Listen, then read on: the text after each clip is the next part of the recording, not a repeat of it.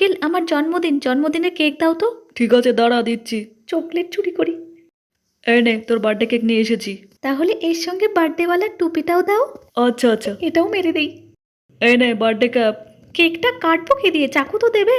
আচ্ছা আচ্ছা দিচ্ছি দাঁড়া। অনেকগুলো হলো। এই নে চাকু এনেছি। আর কি?